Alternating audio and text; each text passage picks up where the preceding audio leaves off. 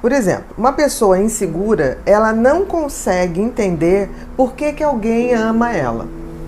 Ela tem tão pouca autoestima que ela acha que se alguém ama ela, essa pessoa tem algum problema, porque ela não é merecedora desse amor. As pessoas mais inseguras, quanto mais inseguras, elas tendem a ser mais ciumentas, mas ciumentas no sentido do medo de perder o outro. E podem até começar a zelar muito mais, tomar conta, querer saber o que acontece.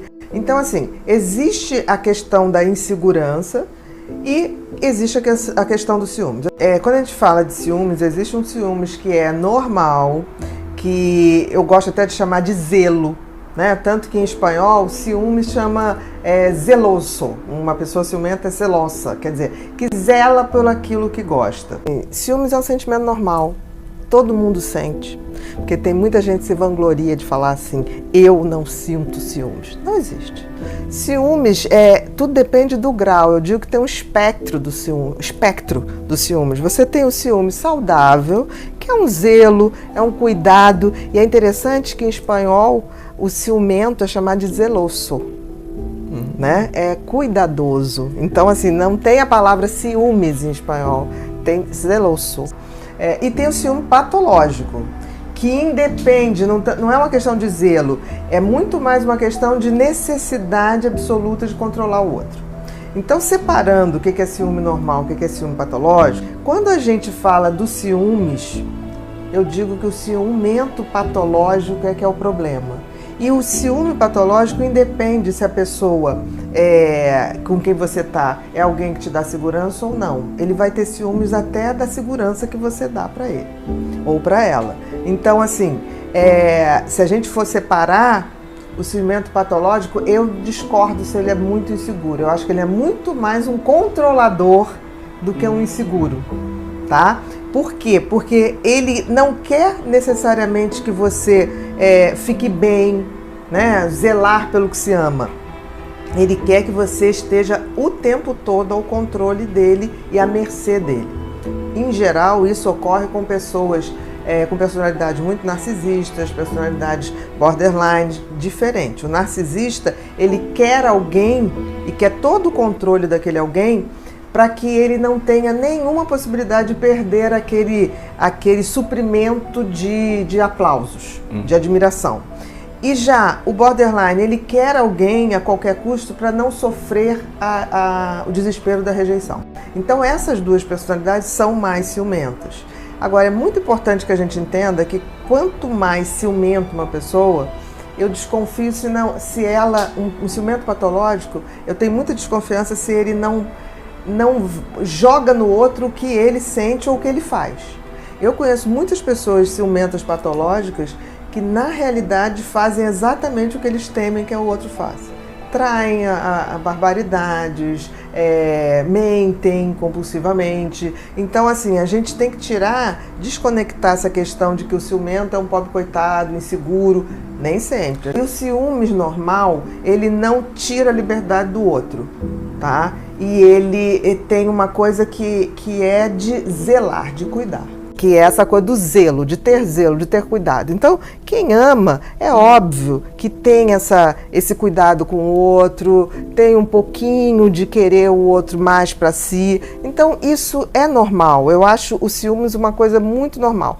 O que se torna patológico é quando esse ciúmes deixa de ser esse cuidado, essa coisa de olhar com mais carinho, de perceber quem está olhando, quem não está olhando, mas aquilo até dando uma coisa de satisfação de ver que a pessoa que você gosta desperta olhares, admiração, isso é bacana. Agora, quando isso passa por um ponto em que o ciúme passa a ser uma coisa obsessiva, uma ideia obsessiva e um ritual, quase que se torna uma coisa obsessiva compulsiva, porque o ciumento patológico, ele tem pensamentos obsessivos, ou seja, intrusivos, repetitivos, tudo em função da suposta traição. De uma traição que o seu parceiro ou sua parceira estariam fazendo. Mas às vezes baseado em nada. Ou às vezes baseado numa troca de sorriso, numa gentileza, numa coisa muito simples. Então ele começa a imaginar situações a partir dali e passa realmente a sofrer com aquilo. E começa num mecanismo de ações quase ritualizadas de controle.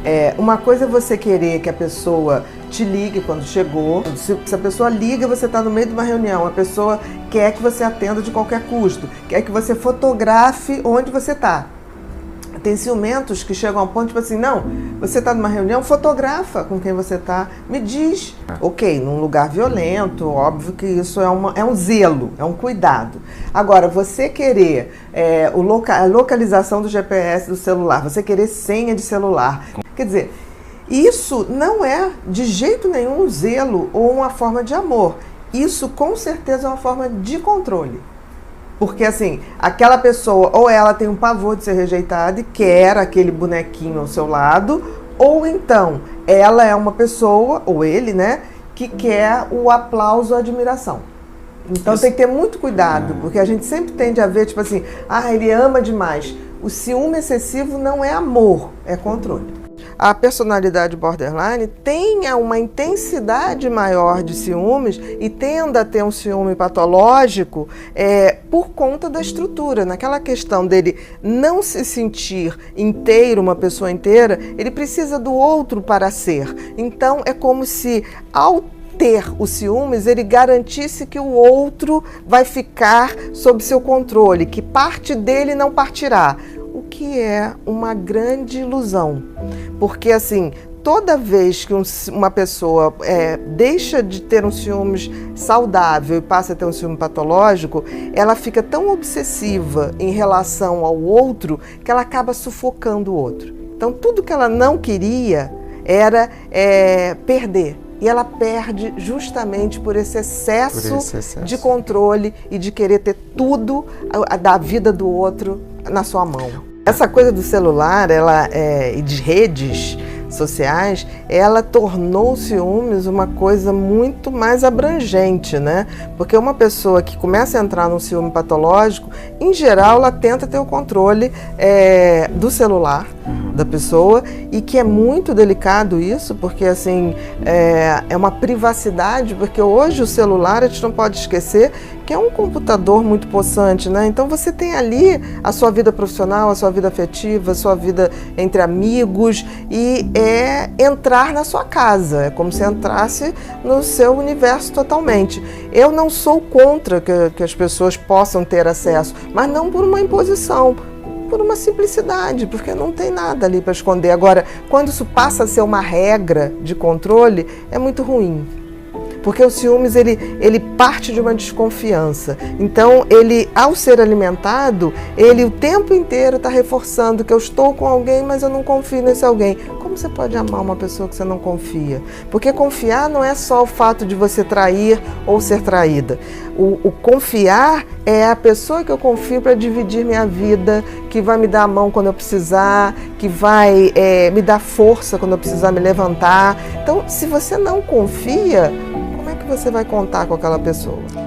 A felicidade do outro é maior do que a nossa necessidade de ter o outro tão perto, imediato.